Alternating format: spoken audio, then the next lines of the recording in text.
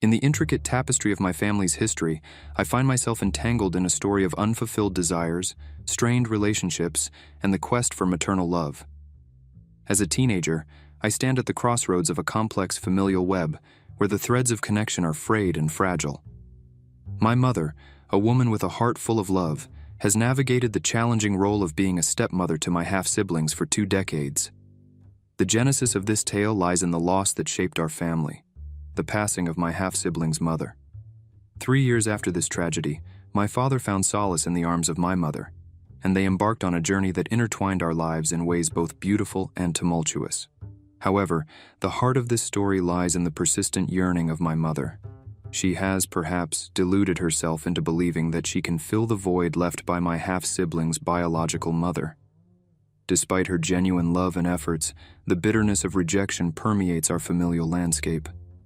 I remember countless instances of my mother reaching out to my older siblings, attempting to bridge the emotional gap that seemed insurmountable. The rejection she faced was often harsh, leaving scars that ran deep. There were moments when they ignored her, both subtly and blatantly, leaving her heartache unattended. As time marched on, my half-sister and half-brother embarked on their own journeys, marrying and starting families of their own. Unfortunately, the rift between them and my mother only widened. Neither of them extended an invitation to my mother or me for their weddings, a tangible manifestation of the emotional chasm that existed. A poignant detail in this saga is the arrival of Mother's Day, a day meant for celebration and appreciation. In the backdrop of my mother's persistent attempts to connect, this day became a symbol of her enduring struggle. Despite my plea for her not to make plans so that I could arrange something special, Mother's Day unfolded in a manner that echoed the familiar theme of rejection. My mother, driven by an unquenchable desire for acceptance, left early in the morning. Unreachable by phone, I discovered later that she had spent the day at my half-siblings' houses, attempting to reaffirm her role as a mother. The outcome was a stark reminder that the love she sought remained elusive. As the day progressed, the plans I had carefully crafted for my mother lay in ruins. Money spent on her favorite places, and a thoughtful handmade gift felt like casualties of a battle fought and lost. Frustration swelled within me, and by the time evening arrived, I had torn the wrapping off the gift I had purchased, deciding to return it the next day. Her return at 8 p.m. marked the culmination of a day filled with emotional turbulence. In my frustration, I confronted her, questioning her relentless pursuit of a love that had consistently eluded her. The conversation, charged with pent-up resentment, unveiled the stark reality of her misplaced priorities. I confronted her about the plans I had made, only to be met with a dismissive response. In her eyes, the celebration I had envisioned was inconsequential compared to her need to be with her older children. The homemade dinner I had planned became a triviality in the face of her enduring quest for elusive affections. The climax of this tale unfolded when, in a moment of frustration and defiance, I tossed the carefully crafted gift into the fireplace, an act symbolic of burning away the expectations that had been shattered throughout the day. Our confrontation escalated, with me expressing the fear that her relentless pursuit of unattainable love would leave her bitter and lonely. In response, she labeled me as childish and accused me of selfishness. My father, caught in the midst of our discord, sided with my mother, admonishing me for my perceived disrespect. In the aftermath of this tumultuous day, I find myself standing on the precipice of an uncertain future. The scars inflicted by the events of Mother's Day run deep, forcing me to confront the toxic patterns that define our familial relationships. As the days pass, I reflect on the trajectory of my life within this intricate family dynamic. The realization dawns that my mother's relentless pursuit of acceptance has left me, the only child consistently demonstrating love and devotion, neglected and overlooked. The scars of rejection, once overshadowed by filial duty, become more pronounced as I contemplate my future. In the grand tapestry of family narratives, this tale serves as a cautionary reminder of the consequences of chasing unattainable affections. I stand poised at the crossroads, facing the challenge of forging my path, independent of the expectations and disappointments that have defined my upbringing. The resolution of this story lies in my journey towards self-discovery, and the cultivation of relationships that acknowledge and reciprocate my love.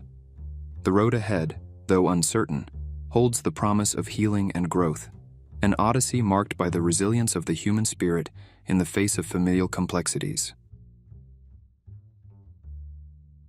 In the intricate tapestry of life, where threads of love and relationships weave a story, I, a 33-year-old woman, found myself entangled in a narrative that unfolded with unexpected turns and revelations. At the heart of it all was the adorable companion of my journey, a puppy undergoing the delicate process of house training. My routine, carefully orchestrated around the needs of my furry friend, encountered an unexpected disruption one Saturday. Amid the routine walks, playful antics, and the occasional mishaps that come with raising a puppy, a chapter unfolded that would challenge the foundation of my relationship. Enter my boyfriend, a 37-year-old whose behavior seemed to defy his age. A routine had been established where he stayed over every weekend, aware of my schedule and the rhythms of my life. However, a seemingly innocuous plan to hang out with friends at a downtown rooftop bar on a Saturday evening would set off a chain of events that questioned the very essence of our connection. As he left at noon, leaving behind his backpack as a testament to his impending return, little did I know that this day would mark a shift in the dynamics between us.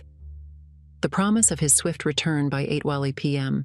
gave me a sense of assurance, a belief that our night-out routine, a delicate dance between shared moments and personal space, would remain intact. The hours that followed, however, were shrouded in silence. Messages, once met with prompt replies, lingered unanswered. The initial optimism of a timely return faded into a crescendo of uncertainties. It was at 7 p.m. that a tentative message hinted at his departure, setting the stage for what would become a nightmarish ordeal of unfulfilled promises. For the next 3 hours, the notion of soon became a recurring theme in our conversation. Lies about walking to the train were woven into the fabric of his excuses. The frustration intensified, triggering memories of past incidents that had left scars on our relationship. At 10 p.m., the thin thread of patience snapped, and I found myself sending a message that would alter the course of our connection. "Don't come back here, go home, I'm going to sleep," I typed, feeling a surge of frustration and exhaustion. Little did I know that this simple message would unravel a complex tapestry of emotions. The subsequent silence was deafening. The night that was meant to be routine had metamorphosed into a battleground of unspoken words and unresolved tensions. As the night wore on, the weight of uncertainty and the fear of potential disruptions to my carefully orchestrated night-out routine loomed large. The next day, he arrived to collect his bag, leaving without uttering more than a few words. The aftermath unfolded through a text, accusing me of leaving him stranded, a narrative that sought to place the blame squarely on my shoulders. The accusations, the silent treatment, and the ensuing emotional turmoil became a testament to the fragility of a relationship built on shaky foundations. Reflecting on the events that transpired, I grappled with the realization that the keys to his house were likely nestled in the very backpack he left behind. The lack of communication, the abrupt silence, and the accusations of being an idiot or a witch left me questioning the validity of my emotions and actions. As I navigated the aftermath, seeking solace in the support of friends and the wisdom of strangers, the decision became clear. The relationship, marked by a pattern of problematic behaviors and unaddressed issues, reached its inevitable conclusion. Breaking up, though laden with the weight of emotional baggage, became a necessary step toward reclaiming my peace and unraveling the complexities that had ensnared my heart. In the echoes of a past relationship, lessons emerged: the importance of communication, the significance of self-worth, and the resilience to walk away from a narrative that no longer served my well-being. As the sun set on one chapter, the promise of a new dawn unfolded, carrying with it the hope of healing and the prospect of a love that would honor the essence of who I am. The weight of the secret I carried gnawed at me, an insidious force threatening to unravel the fabric of the life I had built with my fiancée. At 35, with a past marked by the taunts of 5 older brothers questioning my place in the family, the need for validation reached a crescendo. I sought refuge in the certainty that a 23andMe test could provide, a definitive answer to the lingering doubts that had haunted me. My fiancée, a 31-year-old woman of strength and independence, embarked on this journey with me, gifting us both the promise of clarity. Little did she know that beneath the surface of this seemingly innocent endeavor, I harbored a secret mission of my own. As the results unfolded 3 years ago, a wave of relief washed over me, validating my place in the familial tapestry. The claims of adoption and paternal discrepancies hurled by my brothers could be laid to rest. I reveled in the knowledge that our parents were indeed my biological parents, a truth affirmed by the genetic markers laid bare in the 23andMe results. However, amidst the celebrations, a twist awaited. Unbeknownst to my fiancée, her paternal origins surfaced through the vast web of genetic connections. Her biological father, adopted and estranged, remained an enigma until the 23andMe test unraveled the threads of his lineage. She, a first-generation American, hadn't harbored hopes of finding familiar faces in the vast expanse of genetic data. Initially, a distant third-cousin connection emerged on her paternal side. Over the years, this tenuous link grew into a sprawling family tree, entwined with the branches of her hidden heritage. The narrative unfolded with complexities I had not anticipated. A strained relationship between my fiancée and her biological father, severed over a decade ago, bore witness to a history marred by sporadic birthday calls and a lack of substantial connection. Her reasons for severing ties, reasons that didn't align with my understanding of familial dynamics, ignited a spark of curiosity within me. It was in this realm of curiosity that I, driven by a misguided sense of rectitude, decided to contact her biological father. The list of known relatives, a revelation made possible by the 23andMe test, found its way into his inbox. A clandestine act, an intrusion into the delicate web of familial relationships, and a breach of trust that would soon come back to haunt me. The consequences unfolded unexpectedly when my fiancé's mother, stumbling upon a social media post chronicling her estranged husband's discovery, unveiled the secret I had buried. The revelation sent ripples through our relationship, shattering the fragile trust that bound us. Her emotions, a tempest of conflicting feelings, spilled forth in a phone call where she conveyed the news and her mother's revelation. As she shared the details, she expressed happiness for her estranged father's newfound connections. Yet, the discordant note in her tone hinted at an underlying disquiet. It was then that I chose to unburden myself, to confess to the sin of secrecy and manipulation. The truth unfolded in all its starkness. I, the harbinger of the secret, had played a role in connecting her estranged father with his long-lost family. The confession, intended as an act of transparency, unraveled into a storm of fury. She, rightfully so, was furious. The breach of trust, the invasion of privacy, and the unilateral decision to intervene in her complex familial dynamics created a chasm between us. The repercussions echoed through our relationship, casting doubt upon the foundations we had built. As I reflect on the cascade of events, I grapple with the realization that my actions, driven by a misguided sense of righteousness, have jeopardized the very fabric of our relationship. The fallout of my clandestine act, an act that bore no consideration for her feelings and autonomy, is a testament to the fragility of trust and the consequences of veering into the shadows of secrecy. In the wake of this revelation, I am left to ponder whether redemption is possible, whether the fractures in our relationship can be mended. The road ahead is uncertain, fraught with the aftermath of a secret laid bare and a trust shattered by an act of betrayal. In the aftermath of my confession, our relationship hung in the balance. The revelation had unleashed a tempest of emotions, and the foundations we had meticulously built over the years trembled under the weight of betrayal. I stood at the precipice, grappling with the consequences of my actions and the potential irreparable damage caused. The gravity of my transgression lingered in the air, casting a pall over the once serene landscape of our connection. My fiancée, her emotions raw and unfiltered, grappled with the breach of trust that now stood as an insurmountable wall between us. As the truth reverberated in the space between us, she confronted me with a fury fueled by a sense of violation. The secrecy, the invasion into her family's private dynamics, and the unilateral decision to connect her estranged father with his long-lost relatives unfurled as an act of betrayal she hadn't anticipated.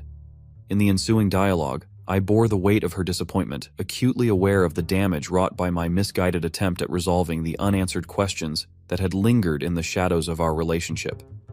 The lines of communication, once open and free-flowing, now strained under the burden of my clandestine act. Attempts to explain my actions rang hollow, the justifications feeble in the face of the hurt I had inflicted. The intricacies of familial dynamics, the complex dance of emotions, were now laid bare, exposed to the harsh light of scrutiny. In my pursuit of closure, I had unwittingly reopened wounds that time had attempted to heal. The fallout extended beyond the confines of our personal space. The tendrils of discord reached out, entwining our shared social circles and family connections. The repercussions of my actions reverberated through the delicate balance of relationships, leaving in their wake a trail of fractured trust. As days unfolded into weeks, the echoes of our strained connection manifested in a palpable distance. Conversations, once filled with shared dreams and laughter, now tiptoed around the elephant in the room, the secret that had emerged as a destructive force within the sanctuary of our relationship. In moments of solitude, I grappled with a profound sense of remorse. The hindsight, a merciless companion, dissected the decisions that had led me down this treacherous path. The desire for validation, born from the scars of childhood taunts, had morphed into a misguided crusade that left devastation in its wake. It became apparent that mending the frayed fabric of our relationship would demand more than words. It required a commitment to introspection, an acknowledgement of the boundaries that should never be crossed, and a genuine effort to rebuild the trust that had been eroded. In the crucible of remorse, I confronted the shadows within myself. The underlying insecurities that had fueled my actions needed to be addressed, dismantled, and replaced with a newfound understanding of the sanctity of privacy and personal autonomy. A reckoning lay ahead, an opportunity for growth, redemption, and a tentative journey toward rebuilding what had been broken. The road would be fraught with challenges, and the scars of betrayal would serve as a constant reminder of the fragility of trust. As I navigated the aftermath of my actions, a fundamental truth crystallized. The road to forgiveness was paved not only with remorse, but with a genuine commitment to change. The echoes of the secret would linger, but the possibility of redemption lay in the crucible of sincere introspection and a dedication to nurturing the trust that had been so callously discarded. The story, once defined by the quest for familial validation, now transformed into a narrative of remorse, growth, and the delicate dance of rebuilding. In the chapters that awaited, the protagonist faced the formidable task of proving that the fractures wrought by secrecy could be mended, and the scars of betrayal could serve as a testament to a journey toward a more resilient connection. My life turned out in such a way that I found myself positioned as the youngest of 4 siblings. At the age of 22, I embarked on a journey that would navigate the complexities of familial bonds, financial disparities, and the struggle for individual success. My husband, a 26-year-old with dreams as vast as the sky, shared my vision for a life crafted from hard work and determination. Our combined efforts in the professional realm yielded a household income that surpassed the average in our locale, a testament to the choices we made and the paths we forged. As the narrative unfolded, it became apparent that my family, while tethered by blood, existed on disparate planes of existence. My siblings, aged 30, 32, and 33, each carried the weight of multiple children, a testament to a life shaped by choices that diverged from my own. None pursued higher education, instead opting for lower-paying entry-level jobs that sustained the intricate dance of their chaotic lives. The familial landscape, marked by the recurring tapestry of big family functions hosted by our parents, served as a backdrop to the challenges that lay ahead. From my teenage years, my siblings consistently sought favors, predominantly in the form of babysitting. A dutiful sister, I acquiesced to their requests until the realization dawned, an understanding that my efforts were neither appreciated nor reciprocated. 6 years had passed since I drew a line, refusing to be a perpetual crutch for their demands. The tables turned, and my siblings refrained from seeking my assistance. However, a storm was brewing on the horizon, threatening to disrupt the delicate equilibrium of my carefully constructed life. The catalyst was my oldest brother, facing eviction and seeking refuge in the haven of my 4-bedroom, 2-bathroom home. His plea, accompanied by the weight of his girlfriend and their 4 children, echoed through the corridors of familial obligation. A firm no emerged from my lips, grounded in the knowledge that history repeated itself. Their transient tendencies, coupled with a disregard for the sanctity of rental spaces, fueled my decision to deny them entry into my home. The fallout was swift and brutal, manifesting at my mother's birthday party, a supposedly joyous occasion marred by familial discord. Accusations of being unsupportive, a sucky idiot, and the harbinger of their imminent homelessness painted me as the villain in a narrative I had no desire to script.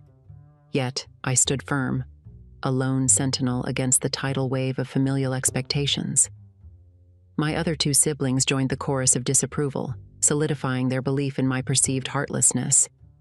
In their eyes, I had become the embodiment of an upper-class snob, a label fueled by my husband and I's success in making prudent life choices. As the echoes of familial disapproval reverberated, I grappled with the question, am I the idiot for not extending a helping hand, specifically to my brother? The cacophony of opinions, a medley of judgments and justifications, played on repeat in my mind. The underlying issue, beyond the immediate plea for shelter, laid bare the stark differences in our life paths. My siblings, seemingly oblivious to the concept of protection and responsible family planning, mirrored a reality far removed from the norm instilled by our middle-class upbringing. My sister's journey, marked by 6 children from 6 different men, painted a picture of chaotic relationships and a longing for stability. In the midst of these challenges, the realization dawned. These were not my children, and the burdens of my siblings were not mine to carry. The expectation that I should serve as an ATM or a free hotel for their transient lifestyle defied the boundaries of familial responsibility. As the dust settled on the familial battlefield, I clung to the belief that tough love, though painful, was a necessary step toward breaking the cycle of dependence. The journey ahead, fraught with familial tension and the weight of perceived responsibility, unfolded with uncertainty. Yet the tapestry of my life, woven with threads of resilience and individual choice, would continue to evolve, guided by the choices I made and the boundaries I set.